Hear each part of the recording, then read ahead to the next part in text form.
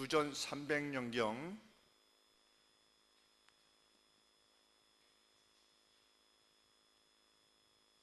남유다를 위해서 사역을 했던 선지자인데, 우리 북이스라엘이 당시에 엘리사가 활동했던 시기입니다.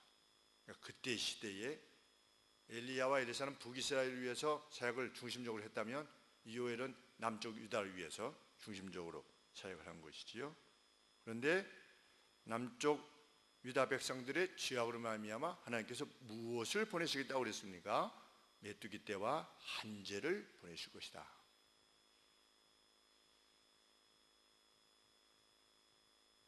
이 한재를 보내실 것을 미리 선언하심으로 유다 백성들이 회개하고 돌아서기를 원하셨습니다.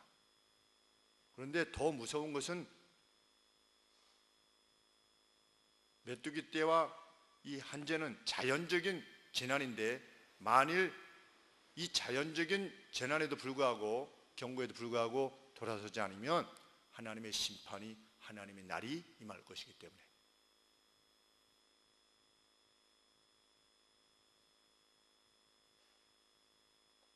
그러므로 요엘 선지자는 백성들에게 회개를 외칩니다. 제사장을 통하여서 성소에서 가장 가까운 곳에서 제사장들이여 울며 금식하며 하나님께 회개하라. 백성들이여 회개하라. 그러면서 만일 회개하면 이렇게 하실 것이다 라고 하는 약속을 주는 것입니다. 그 약속은 무엇입니까? 18절 말씀에 만일 회개하면 어떻게 할 것이다. 여호와께서 자기 땅을 위하여 중심이 뜨거우시며 질투하실 것이며 그 백성을 긍휼히 여기실 것이다. 하나님이 자기 백성인 이스라엘에게 주신 그 땅이 회파되어서 메뚜기 떼와 한재로 말미암아 괴로움을 겪어서 다른 이방 백성들이 저 이스라엘 사람들이 섬기는 하나님이라는 신이 저 백성들을 저렇게 망가뜨렸구만 하는 것으로 말미암아 이스라엘 백성들과 그 땅이 수치를 당하는 것을 허락지 아니할 것이다. 우리는 이러한 기백이 있어야 되는 겁니다. 하나님이 우리를 결코 수치를 당하게 하지 않으실 거다. 그러면 가난해지면 수치를 당하는 것입니까? 그렇지 않지요? 우리가 장애를 입으면 수치를 당하는 것입니까? 그것도 아니지요.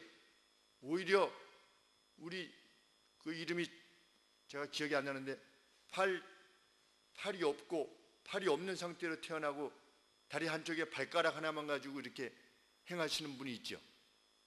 아주 크리스찬으로서 그분으로 인해서 하나님이 얼마나 영광을 받으십니까? 우리 그리스도인들은 상황이 어떠하든지 간에 하나님 안에 있을 때 하나님이 결코 우리로 하여금 수치를 당치 아니하시게 하실 것이다. 이러한 기백이 있어야 되는 것이죠. 무엇 때문에? 우리 안에 두신 하나님의 이름 때문에 그런 겁니다. 우리 안에 두신 하나님의 이름 때문에. 그리스도인이라는 이름을 가진 사람이 세상에서 수치를 당치 아니할 것이다. 그것이 하나님의 약속입니다. 우리는 가난해도 영예를 얻을 수 있고 부자가 되어도 영예를 얻을 수가 있으며 건강해도 영예를 얻을 수 있고 장애를 입어도 영예를 얻을 수 있는 것입니다. 늙어도 젊어도 이것과도 관계가 없고 남자건 여자건 그것도 관계가 없고 아기를 낳던 못 낳던 그것도 관계가 없는 것이죠.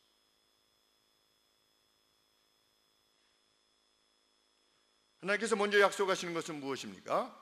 메뚜기 떼에 의해서 실행된 그 손실을 하나님께서 보전하시겠다.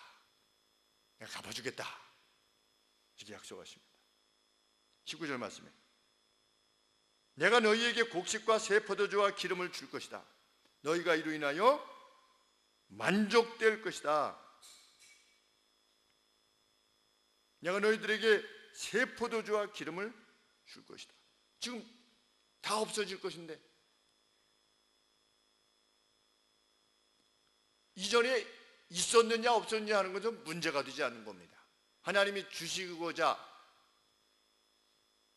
마음만 먹으시면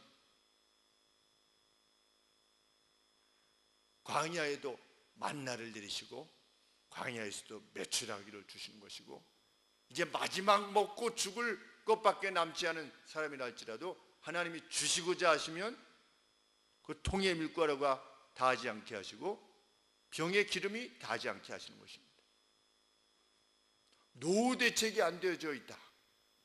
그것 때문에 근심하며 초조하는 그리스도인은 있을 수 없는 거지요. 오히려 그리스도인들은 어떻게 했습니까?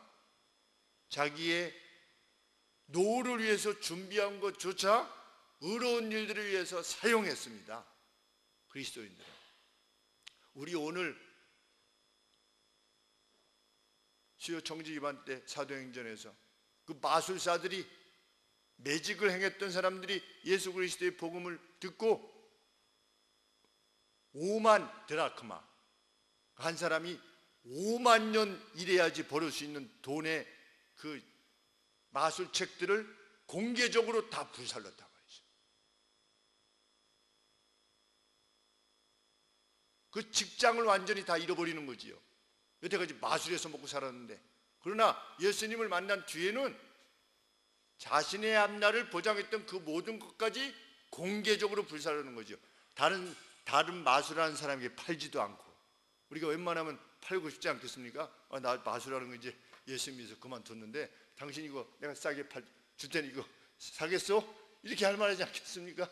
얼마나 비싼 건데. 그 마술 그 족보 아니겠습니까? 족보, 수리수리 마술이 뭐 이렇게 젊게 보는 거, 이런 책들을 팔지 않고 그냥 공중에서 불사른 겁니다. 우리 그리스도인들은 그 어떤 것 때문에 미래를 두려워하고 이렇게 살지 않지요.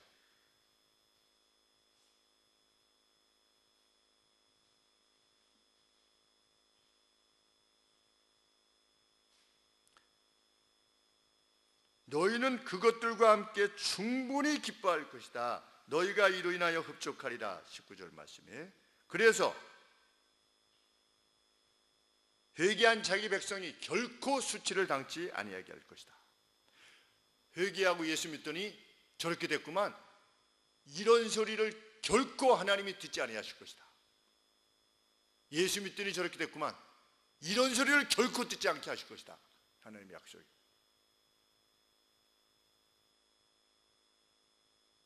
그러면 하나님께서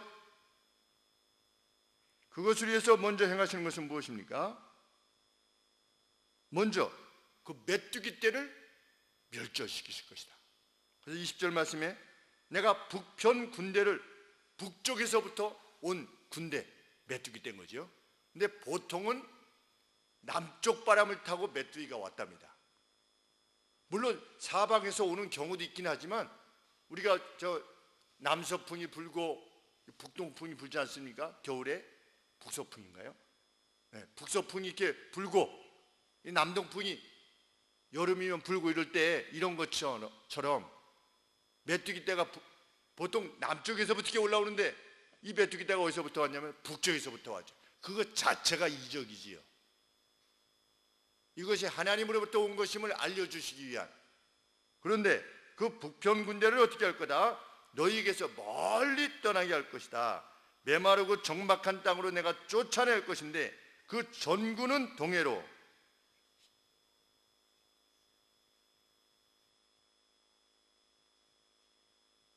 그것의 선봉, 메뚜기 떼의 선봉들을 동쪽 바다로, 사해 바다로, 후미에 있는 가드를, 그 후군은 서해로, 지중해로 내가 흩어지게 할 것이다. 다 거기로 들어가게 할 것이다. 그러니까 메뚜기 떼가 그냥 사방으로 터지는 거죠. 그렇죠? 빠르게. 그래서 어떻게 될 거다? 그 죽은 시체, 상한 냄새가 일어나고 악취가 오르게 될 것이다. 왜 내가 그것들을 그렇게 할 것이냐면 그것들이 큰 일을 행했기 때문이다. 무슨 일을 행했습니까? 하나님의 백성인 이스라엘을 괴롭혔기 때문에 내가 어떻게 할 것이다? 내가 그것들을 멸절시킬 것이다. 이렇게 하나님이 말씀하신 것입니다. 그것이 20절 제일 끝의 말씀입니다. 이는 왜냐하면 그것들이 큰 일을 행했기 때문이다. 마치 하나님께서 이방 나라로 하여금 이스라엘을 벌주시고 유다를 맴매하시고 이런 다음에 반드시 어떻게 하십니까? 그 악했던 이스라엘을 악하게 되었던 그 원수들을 하나님께서 반드시 멸절시키시죠. 맴매로 사용하시긴 했지만 하나님의 그 사람들의 마음을 움직여 가지고 하신 것이기보다 그들의 악함이 그대로 되도록 허락하심인데 그 악한 것을 행한 것에 대해서 하나님은 반드시 갚으시죠. 우리에게 있는 담대함도 그것입니다. 누가 그리스도인인 우리가 의로움과 선함과 신실함을 줬는데 누가 방해를 놓거나 그것을 막 모욕하거나 이럴 때 우리가 손보지 않아도 되는 겁니다. 하나님이 이미 우리에 대한 열심을 지니고 계신 거기 때문입니다. 그래서 우리가 원수를 갚지 않아도 되는 겁니다. 이게 지켜보면 됩니다. 하나님이 어떻게 그들을 상대하시는가를 지켜보게 되면 되는 것입니다.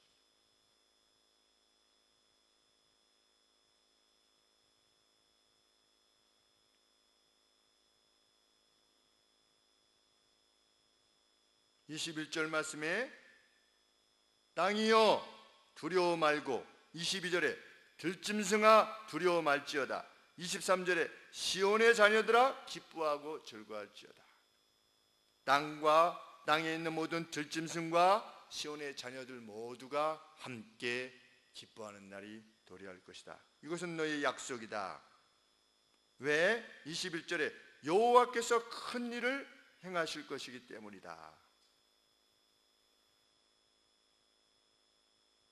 들짐승들아 두려워 말지어다. 들의 풀이 싹이 나며 나무가 열매를 맺으며 무화과나무와 포도나무가 다 힘을 낼 것이다. 왜냐하면 23절의 중반절에 그가 하나님께서 너희를 위하여 비를 내리시되 이른비를 너희에게 적당히 주시리니 이른비와 늦은비가 전과 같을 것이다.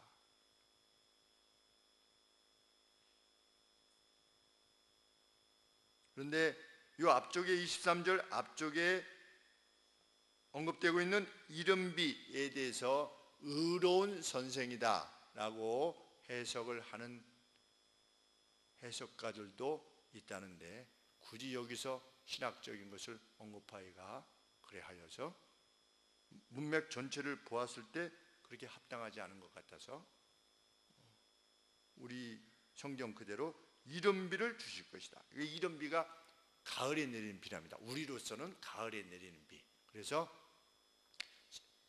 씨를 뿌릴 때 주시는 비래요. 그러니까 씨를 뿌릴 때 주시면 참 좋겠죠, 그렇죠? 그리고 성경에서 말하는 늦은 비는 우리 3월 달에 오는 비인데, 우리로 치면 3월 달에 오는 비인데 추수 전에 한 3개월 정도 온대요. 그러면 이게 막 열매가 맺어지고 이럴 때 이 수분이 있어야지 충분히 열매들이 자라지 않겠습니까? 그래서 늦은 비와 이른 비라. 저는 이른 비와 늦은 비라고 하는 표현을 쓴다고 합니다. 그런데 하나님께서 그렇게 적절히 한재가 아니라 이제는 이전과 같이 이른 비와 늦은 비를 허락해 주실 것이다. 그것을 통해서 하나님의 능력은 무엇이 될 것이다. 25절에 내가 전에 너희에게 보낸 큰 군대 곧 메뚜기와 늑과 황충과 팥종이에 먹은 횟수대로 너희에게 갚아줄 것이다. 보상해 줄 거다. 그렇죠?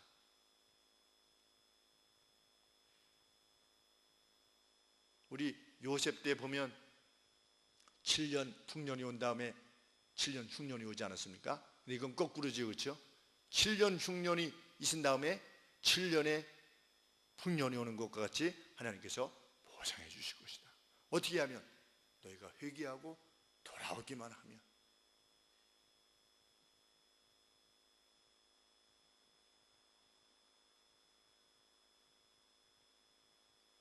너희는 놀라게 될 것이다. 그것에 대해서 26절에 너희는 먹되 풍족이 먹고 너희를 기이 대접하 놀랍게 상대한 너희 하나님 여호와 이름을 찬송하게 될 것이다. 우와, 이렇게.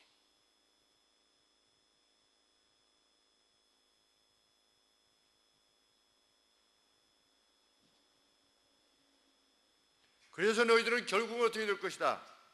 내가 이스라엘 가운데에서 너희 하나님 여호와가 되고 다른 이가 없는 줄을 너희가 알게 될 것이다. 계속해서 내 백성이 수치를 당치 않게 하실 것이다 라고 하는 것이 계속해서 반복되고 있죠. 돌아오면 너희가 기왕에 당하고 있는 그 고통이 끝장날 것이다. 다시는 너에게 흔적도 되지 못하게 할 것이다. 과거에 그랬었지 이것도 하지 않을 것이라는 거지요. 하나님의 약속입니다.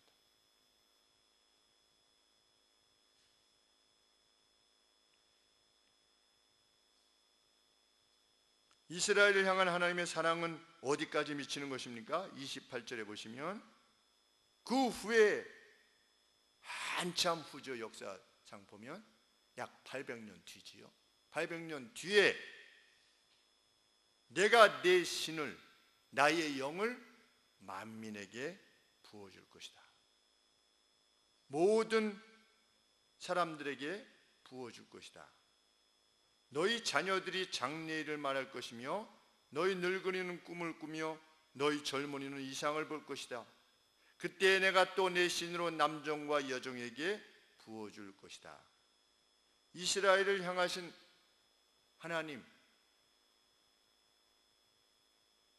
하나님의 애정이 이러하시다는 거지요. 어떻게 할 거다? 내가 나중에 너희들에게 어떻게 할 거다? 내 영을 부어줄 것이다. 그런데 누구에게 부어줄 것이다? 우리 구약시대에는 누구에게 부어줬냐면 제한된 선지자들에게만 주셨습니다. 아니면 제사장에게만 하나님의 영을 부어주셨죠. 다윗이 하나님의 신에 감동했더라. 사울이 감동했더라. 이렇게 하나님이 감동한 사람들에 의해서 하나님께서 이 커뮤니케이션을 가진 겁니다. 그렇죠?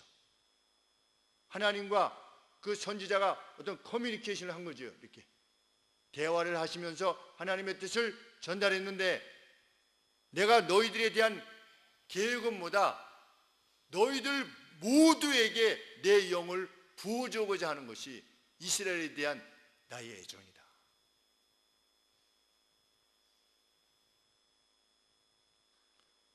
늙은이는 꿈을 꾸며 노인만 꿈을 꾼다 이런 뜻이 아니지요. 젊은이는 비전을 보며 남종과 여종들은 하나님의 영을 받게 되며 이게 자녀들은 장래일을 말할 것이며 이게 무슨 뜻이냐? 그 예루살렘에 있었던 모든 사람들이 어떻게 된 겁니까? 성령의 감동을 받은 거죠. 오순절 성령 강림 때.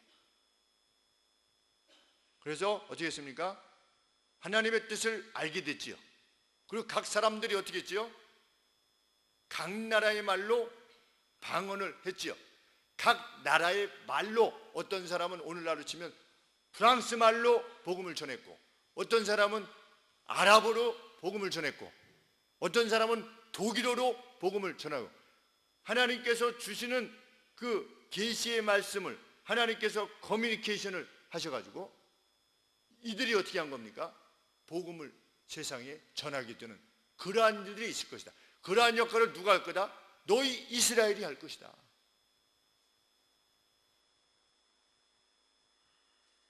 심지어는 누구에게까지 나의 영을 부을 것이다.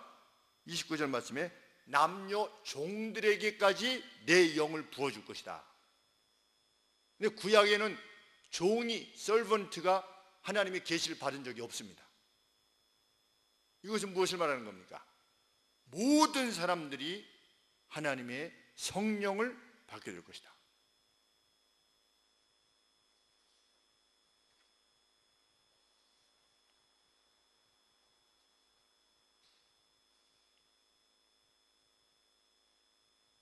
성별과 나이와 지위에 관계없이 그렇게 하나님의 은혜가 주어질 것이다. 근데 정말 이루어졌지요? 800년 뒤에 오순절 성령 강림 때. 그래서 베드로 사도가 우리 사도행전 2장에서 이 말씀을 그대로 인용했지요. 2장 17절에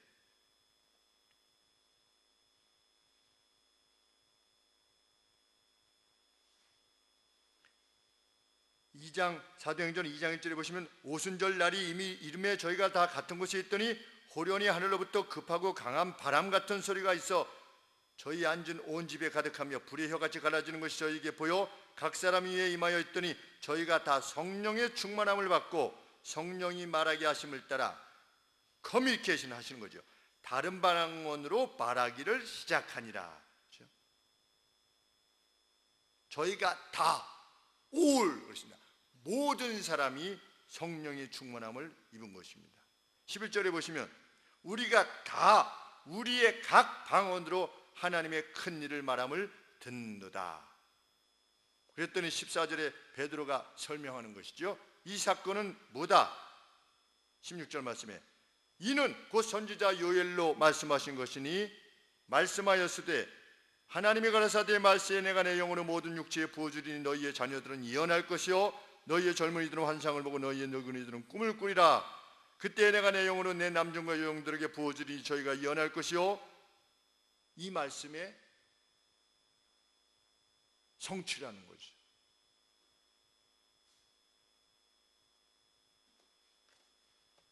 하나님은 이러한 성령의 충만함, 성령의 커뮤니케이션이 있은 다음에 무엇이 있을 것을 더 멀리를 말씀하시는 겁니다. 더 멀리를.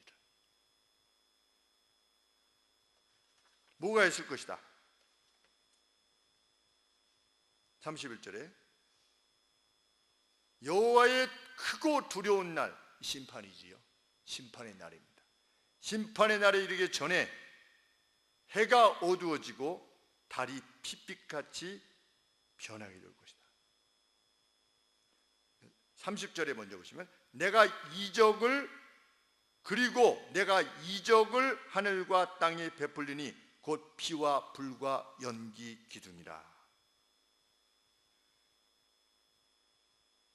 여호와의 크고 두려운 날이 이르기 전에 해가 어두워지고 달이 핏빛같이 변할 것이다. 지금 이스라엘 백성들이 주전 800년 때에 말씀을 듣는 건데 무엇에 대한 말씀을 듣는 겁니까? 800년 뒤에 있을 오순절 성령 강림 사건에 대해서 들으시고 듣게 되고 또 이제는 마지막에 있을 심판에 대해서 말씀하고 있는 거죠. 그런데 심판이 있기 전에 뭐가 먼저 있게 될 것이다? 이적이 원더스 어떤 놀라운 이적들이 먼저 있게 될 것이다. 근데 30절에 먼저 땅에 있을 이적을 표현하고 있죠. 피와 불과 연기 기둥이라. 그렇죠? 그 전쟁을 상징하는 것이라. 세상에 전쟁이 있을 것이다. 피와 불 그리고 그 도시가 타오를 때의 그 연기 불이 있을 것이고 그러니까 세상 끝날이 되면 여호와의 심판이 이렇게 되면 그 앞서서 전쟁이 각 나라의 전쟁이 민족과 민족의 전쟁이 있을 거라고 예수님께서 말씀하시지 않았습니까? 각처에 지진이 심하고. 그런데 여기도 그 말씀이 있는 거지요. 그러면 하늘에는 어떠한 현상이 일어날 것이냐? 해가 어두워지고 달이 핏빛같이 변하게 될 것이다. 어떤 천재적인 하늘에 이변이 있을 것이라는 거지요. 그것이 무엇인지 우리는 알 수 없지만 일단 성경에서는 제일 먼저 언급한 내용이 무엇입니까? 예수님께서 십자가에 달리실 때 하늘이 해가 빛을 잃고, 그렇죠? 빛을 잃고 온 땅이 어두움에 잠겼다.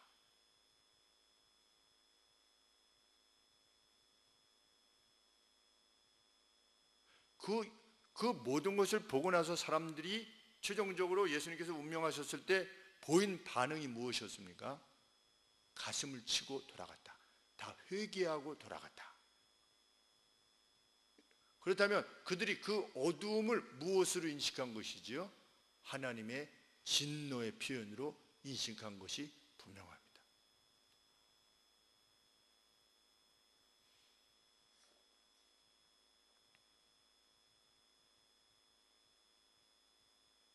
저도 이거를 좀 더 살펴봐야 되는데 아마 독일 서적인 것 같습니다.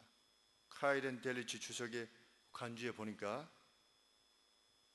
세올리지아 내추럴 1권 페이지 420 거기에 아마 간주를 달아놨나 봐요. 그런데 주전 45년에도 벌써 예수님 오시기 전 한 40년 전에도 어떤 하늘의 초자연적인 현상이 있었나 봅니다. 그것을 17가지 이상 있었다. 17번 17 times over. 그리고 이제 거기다 이제 기록을 해놨나 봐요. 제가 아직 독일어를 못 읽어서 이제 동생한테 부탁을 하든지 해서 그 내용이 뭔가를 한번 찾아보려고 합니다. 그것이 심판의 전령이 될 것이다. 그런데 그러한 심판의 전령으로서 천재적인 어떤 천체의 이변이 있을 것이며 각 나라의 전쟁이 있을 것이다 라고 하는 것을 말하는 이유는 무엇입니까? 그 뒤에 심판이 올 것이다. 그런데 회개한 너희들은 무서워할 게 없다는 겁니다. 왜? 32절 말씀에 누구든지 여호와의 이름을 부르는 자는 그런 심판이 와도 구원을 얻게 될 것이다. 회개하고 하나님을 전심으로 찾는 자는 구원을 얻게 될 것이다.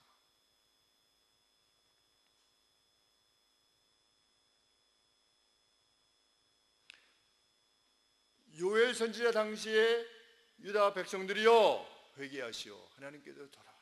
그럼 내가 너희에게 다시 기쁨을 줄 것이다. 너희에 대한 나의 마음은 무엇이다? 내가 너희에게 나의 영을 부어줄 것이다. 내 이름 있는 너희 백성에게 내 마음이 이러하다.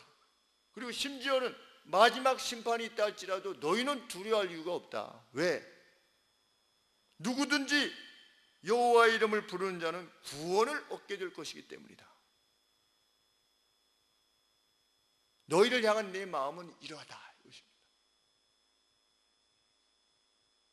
나 여호와가 말한 대로 그때 시온산과 예루살렘에 피할 자가 있을 것이다. 이스케이프한 사람이 있을 것이다. 그 심판을 면하는 사람이 있을 것이다. 그런데 그들 가운데 누가 있을 것이다? 내가 부른 자들이 있을 것이다. 그 부른 자들이 누굴까요? 이방인들이. 그 예루살렘이라고 하는 것은 지금의 예루살렘이 아니라 어떤 영적 예루살렘이죠, 그렇죠? 영적 예루살렘에 주의 이름을 부르는 모든 이들, 너희뿐만 아니라 지금 회개하려는 너희들뿐만 아니라 그들 가운데 내가 부른 이들도 있을 것이다. 이것이 내 마음이다. 하나님이 요엘 선지자를 통해서 이스라엘 백성들에게 외치시는 호소요 간구이십니다. 우리는 구약의 하나님이 그냥 무서운 하나님, 그냥 뭐 잘못하면 그냥 막 치시는 하나님, 그런 하나님이 아니시라는 것을 더욱더 확인하게 돼요. 이런 자비와 사랑이 있었기 때문에 예수 그리스도를 보내셨구나 라고 하는 것을 우리가 인식하게 되는 거죠. 그러면서 우리에게 뭐라고 말씀하십니까? 너희는 신의 성품에 참여케 되는, 이러한 신의 성품에 참여케 되는 영광을 안게 되었다. 우리들은 그러한 특혜를 누리게 되지 않았느냐. 그것이 우리들이다. 이렇게 에베소 성도들에게 또 사도 바울이 편지하는 것이죠.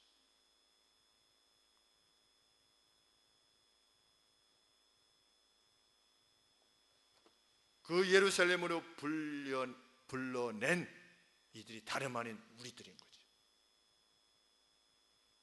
우리는 세상 끝의 심판을 두려워하지 않는 사람들이 된 것이야말로 세상의 어떤 부귀영화를 누리는 것보다도 감사와 기쁨에 이은 줄 압니다. 다 가지요. 월요일 날 관악고등학교 동문회 동기 5회 졸업생들 한 70명이 모였는데 정말 많이들 늙었더라고요. 그 청춘 때 만나서 정말 파릇파릇했을 때 고등학교 때 만났던 친구들이 다 머리가 벌써 완전히 늙은 애들도 있고 좀 덜 늙은 것처럼 보이지만 그래도 이제는 할아버지라고 해도 뭐 다를 바가 없는 그런 친구들로 다 쭈글쭈글 해가지고서 이렇게, 야, 정말 내가 이 복음을 알지 못했었다면 인생을 얼마나 한하게 되었을까. 스피노자라고 하는 사람이 자살했다고 그랬나요? 누가 철학자 중에 누가 자살했죠? 발음이 비슷한, 키에르카고 그러고 또 유명한 비관론자가 있는데, 아니 정말 하나님이 없다고 생각이 되면 사는 게 무슨 의미가 있습니까? 정말 하나님이 아니 계시고 우리가 살다 그냥 죽는 게 끝이다. 그러면 생존에 있다는 것이, 생물학적으로 살아있다는 것이 무슨 의미가 있겠는가 하는 생각을 해보게 됩니다. 참, 이 구원의 하나님의 자녀가 되어서 우리가 하늘에 계신 우리 아버지여 할 때 가끔 이게 눈물이 주르르 이렇게 흐르게 되는 은혜를 입고 산다는 것이야말로 전적인 하나님의 은혜인 줄 믿습니다. 그 어떤 것도 두려워하지 않고 오직 우리가 구할 바는 하나님께로 돌아가는 것.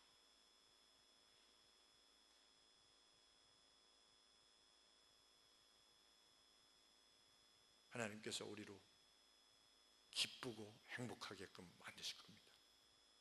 우리의 통을 가득 채우게 하실 것이다. 기쁨으로 채우게 하실 것이다. 하나님의 약속인 줄 믿습니다. 기도하겠습니다.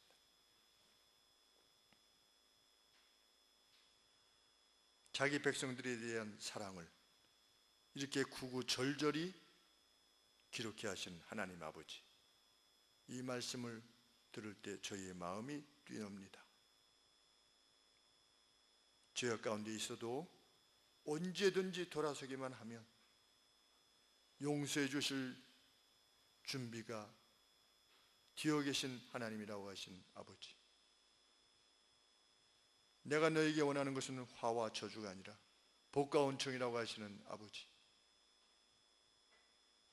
집 나간 둘째 아들을 기다리시듯이 매일같이 아들이 향하여 간 곳을 바라본 아버지와 같이 저희들의 심령이 주님께로 더 가까이 오기를 기다리시는 하나님, 감사를 드립니다. 우리가 때로 흔들리고 약해졌을 때도 아버지께서는 우리를 지켜주셨고 보호해 주시고 아버지를 생각나게 해주셔서 아버지 품으로 이렇게 함께 있게 해주셔서 진실로 감사를 드립니다. 그 거룩한 백성들, 하나님이 불러내신 거룩한 백성들 가운데 영원토록 저희가 함께 있게 하여 주시옵소서.